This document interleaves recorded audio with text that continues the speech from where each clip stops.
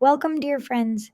Today's podcast is based on the spiritual classic Divine Intimacy Meditations on the Interior Life for Every Day of the Liturgical Year by Father Gabriel of St. Mary Magdalene, OCD. For more Carmelite resources, visit the General Curia of the Teresian Carmel at discalcedcarmelite.com. Now let us begin our journey into Father Gabriel's profound spiritual insights. Welcome back. It's great to dive back into divine intimacy with you. You know, you shared Father Gabriel's meditations for Septuagesima with me. Yeah.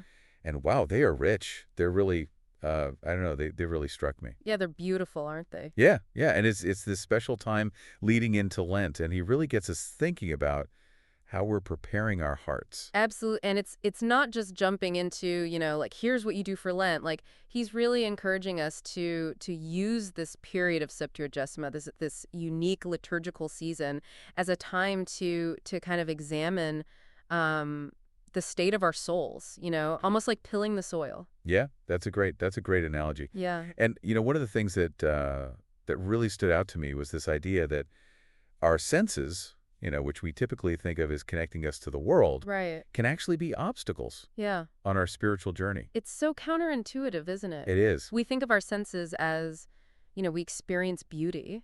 Through our senses, we experience, the world around us. And yet he's saying, like, actually, they can be hindrances. They can be Roadblocks. Yeah, to our relationship with God. And he uses this really powerful analogy of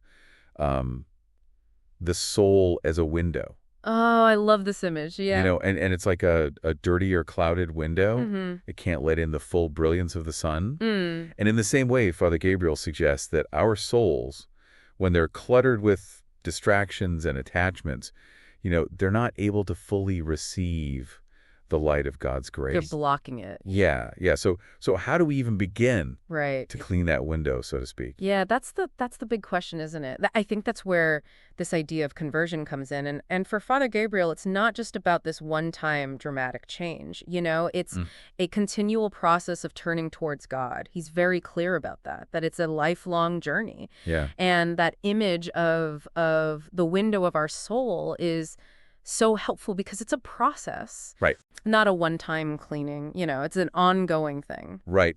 And he's also clear that we can't do this on our own. No, absolutely not. He talks a lot about the need for God's grace in this process. Absolutely. He uses that powerful vineyard analogy from the Gospel of Matthew. Right. Where God invites us to work in his vineyard. Right. But we have to choose to accept that invitation, Yeah. We have to actively participate. He's offering us the tools, the environment, the support. Right. But it's on us to show up and do the work. So we're not just passively waiting for God to do everything. Hey, not at all. Okay. Father Gabriel really emphasizes our cooperation with God's grace. And he even poses this really challenging question to us. He says, where are we standing idle in our spiritual lives? Are there areas where we're missing opportunities for growth because we're clinging to things that hold us back? And that question for me, it just lingers, It makes you think, for sure. It makes you really think, yeah. And he gets pretty specific, too, about those things we might be clinging to. He does, yeah. Things he calls voluntary attachments. Yes. And these are things that we often don't even think of as being problematic, Right. He lists things like talking too much, being overly curious, attachment to food, to comfort, to vanity, to our reputation, all these things that we can get so easily caught up in. Right. And he's saying that even these small attachments, seemingly small attachments, can have a big impact on our spiritual freedom. Yeah, he uses this really powerful metaphor to illustrate this, the image of a bird tethered by even a slender cord. Oh, it's such a good one. Yeah. It's so vivid. It is. Like he's saying that even those seemingly insignificant attachments, those little cords, right, can prevent us from, truly soaring towards God. Taking flight, yeah. Yeah, and it's not just about external things, is it? No, it's not. He also talks about detaching from our own will, our own desires, our own opinions. Yeah, our own ego, our own sense of self. Yeah, and I think that's where it starts to get really challenging. It does. And he makes this distinction between what he calls isolated falls, Hmm. those moments of weakness that we all experience, Right. and habitual imperfections, which are those patterns of behavior, Right. that are really driven by these deeper attachments. And it's those habitual imperfections that he suggests require a more intentional effort to uproot. So it's like identifying those recurring patterns in our lives, those things we keep tripping over, Yeah, and realizing that they might be signs of a deeper attachment exactly. Yeah. that needs to be addressed. Yeah, it's about going deeper than the surface. Right, right. So this is where the idea of detachment comes in. Right. And it's not about deprivation, right? No, it's not. It's about freedom. Yeah, it's about Reorientation of our desires. reorienting our desires towards God. Exactly. Shifting our focus from the fleeting pleasures of this world to the lasting joy of union with God. That's it. Yeah. So we're not aiming to become like emotionless robots, Right. incapable of enjoying anything. No. It's more about recognizing what truly brings us a lasting fulfillment. Yeah, it's about purifying our desires. Right. And he's clear that this involves a conscious effort of the will. It's about choosing the harder path sometimes, the less pleasurable path, in order to counteract those natural inclinations that kind of pull us away from God. Right. It's like exercising a muscle. Hmm. The more we choose to act in accordance with God's will, even in those small things, the stronger our will becomes. And this is where I get a little apprehensive, to be honest. Sure. Because it starts to sound a bit like we're just supposed to Yeah. grit our teeth and endure everything. I hear you. And just kind of Yeah, I know it sounds... through it. Yeah, and thankfully, Father Gabriel addresses that directly. He emphasizes that this process should be undertaken with order and discretion. It's a gradual shift in our focus, in our desires, working with, not against, our natural inclinations. Right. So think of it less like a boot camp, Right. and more like a gentle, persistent training of the heart. So we're not aiming for some kind of superhuman perfection No. overnight. Right. It's about those small, Yes. consistent choices. Yes, absolutely. That gradually are Yes. It's a process of transformation. towards God. Yes. Okay. So, and he reminds us too that this process is not meant to be burdensome. No, not at all. In fact, he says true joy comes from aligning ourselves with God's will, even when it means sacrificing our immediate gratification. Okay. So he's not calling us to a life of misery, but to a life of deeper, more fulfilling joy. It's a different kind of joy than we're used to. Right. It's like retraining our hearts to find pleasure Yes. in what truly matters. Absolutely. And he even uses this powerful image, the merchant seeking the pearl of great price. Oh, yes. Beautiful analogy from the Gospel of Matthew. Yeah. For the radical nature of detachment. When that merchant finds that pearl of great price, he's willing to sell everything he owns Right. to obtain it. Right. And similarly, we're called to recognize the immense value of union with God. Yeah. And to be willing to let go of anything that hinders that union. Wow, that's powerful. It is. It's a radical call. It is, but where do we even begin? Right. How do we know That's the question. what to detach from? Yeah. And how to actually do it? Yeah, those are great questions. Yeah. And thankfully, Father Gabriel provides some concrete guidance. Okay. He draws on the wisdom of St. Joan of the Cross, Okay. outlining some specific rules for detachment. And these rules are all about making deliberate choices that counteract our natural inclinations. This feels like the practical how-to section. It is, yeah. Which I know is what I'm always looking for. Like, how do we actually do this? Exactly. And they really are. They're very practical. And Father Gabriel presents them as kind of guidelines for putting this idea of detachment into action. He says we should choose the harder thing over the easier, the less tasty over the more flavorful, the less pleasurable over the more pleasurable. Okay, that's a pretty tall order. It is. It is. But I guess it makes sense if the goal is to train ourselves to resist those natural inclinations that pull us away from God. Exactly, yeah. It's about going against the grain in a sense, of our natural tendencies. Right. And he uses these really vivid examples. He does, yeah. To bring these rules to life. Yes. Like he talks about choosing the most insipid food, for example. Right, and again, this isn't about making ourselves miserable. It's about learning to find joy in things that aren't immediately gratifying to our senses. Mm. It's about detaching from that need for constant pleasure and finding a deeper kind of satisfaction. So maybe instead of always reaching for that sugary treat, Right. I might consider having some fruit instead. Exactly. Yeah. And not because I have to punish myself, but because I'm making a conscious choice to shift my focus Right. away from pure sensory pleasure. That's a perfect example. Yeah, it's about those small daily choices Right. that demonstrate our commitment to something higher than our immediate desires. Okay. Another rule he highlights is embracing desolation over consolation.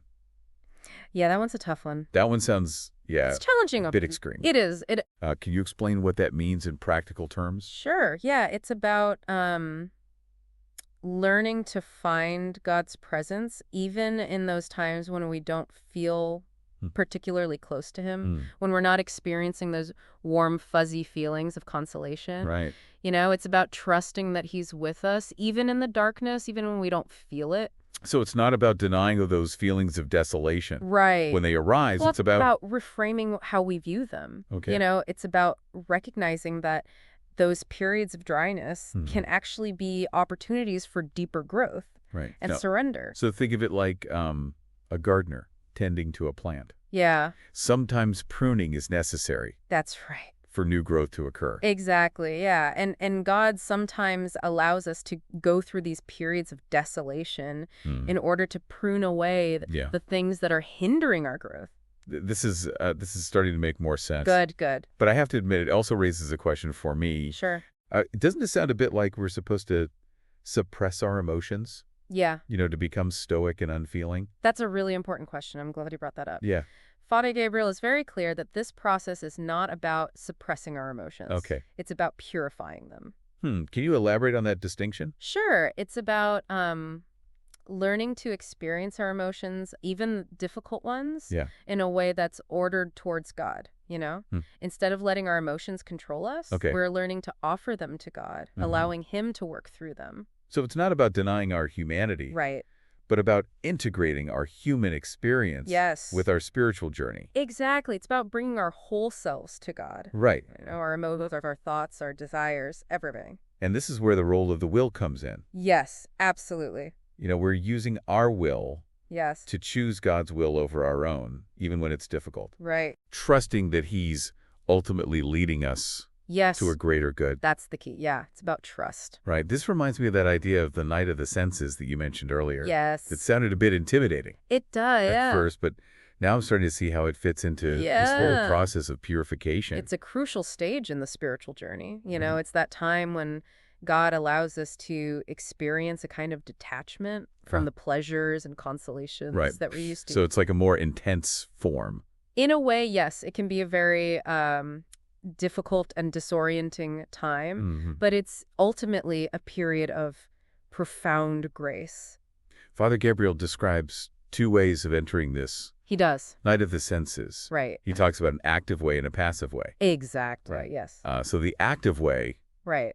involves our conscious efforts yes. at self-denial. Right. So like practicing the virtues of poverty, mortification, chastity, Right. We're choosing to detach ourselves from those things that we're attached to, even when it's difficult. Okay. And the passive way. The passive way is when God allows trials and contradictions to enter our lives, things that we wouldn't necessarily choose for ourselves, but that he uses to purify us. It's like he's gently stripping away everything that's not him so we can experience his presence more fully. I'm starting to see how these two ways work together. They do. We're making a conscious effort to detach ourselves from things. Right.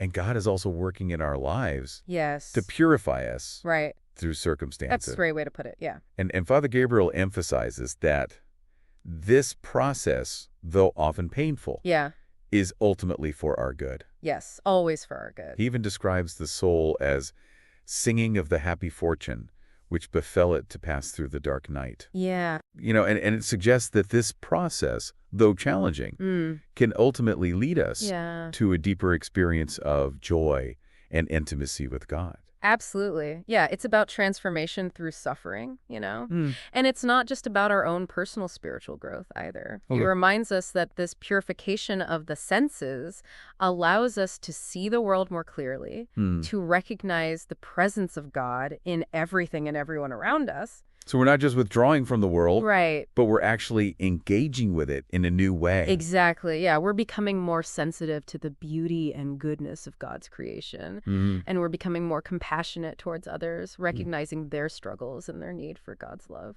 Thinking about this transformation of our senses and our desires, our very way of being in the world, it can feel pretty overwhelming. Like where do we even begin? You're right. It is a profound path, this purification. But you know what? Father Gabriel does offer us some really helpful guideposts, I think. Okay. And one thing that really resonated with me was his emphasis on those small, consistent choices Mm-hmm. rather than striving for some kind of overnight perfection. So we don't need to like become hermits in the desert, renouncing all earthly possessions. Yeah, unless that's your specific calling. Probably not. Okay. Father Gabriel reminds us that, we can find opportunities for detachment in the middle of our everyday lives. Okay. It might be as simple as choosing to be silent when we're tempted to gossip, Hmm.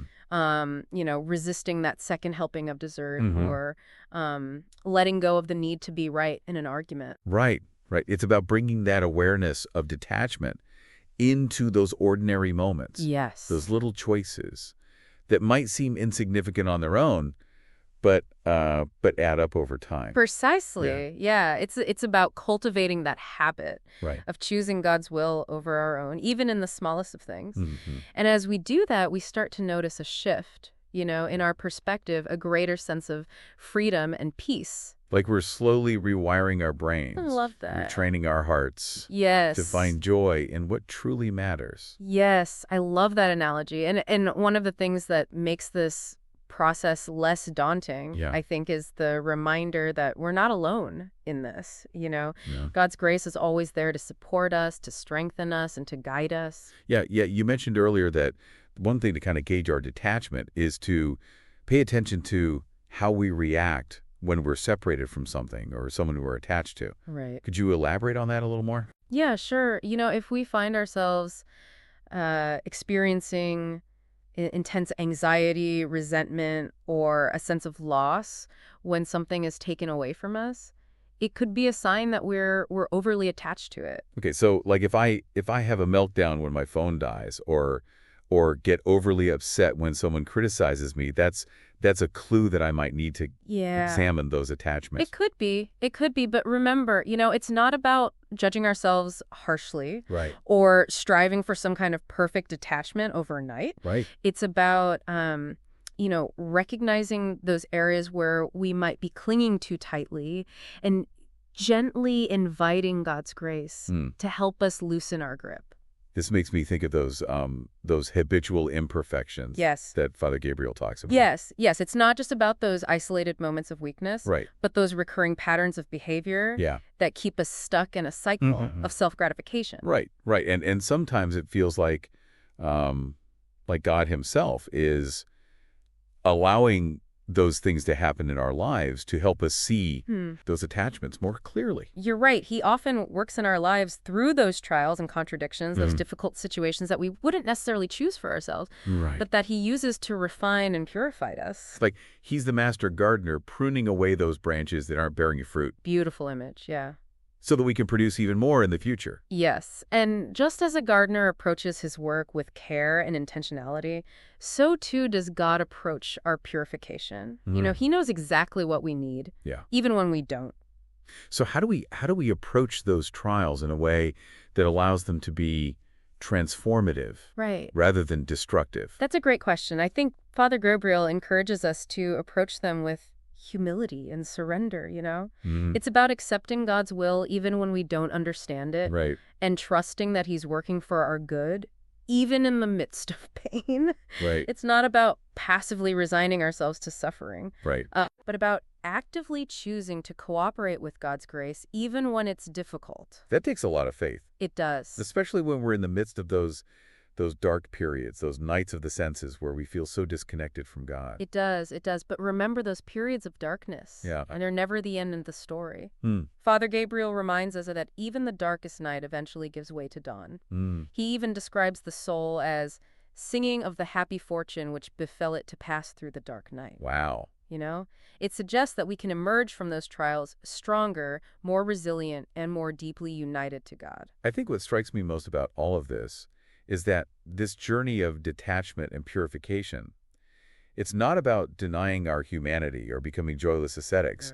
It's about opening ourselves more fully to the love of God Yes. and allowing that love to transform us from the inside out. Beautifully said, yes. It's about recognizing that true joy and fulfillment aren't found in clinging to the things of this world, Right?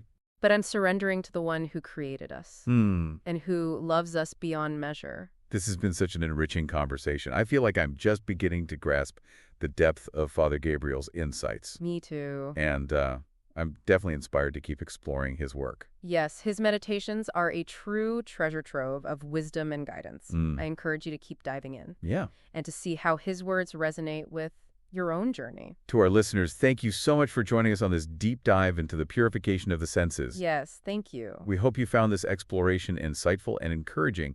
Remember, this is a journey, not a destination. Be patient with yourself, trust in God's grace, and take those small steps each day towards greater freedom and intimacy with the divine.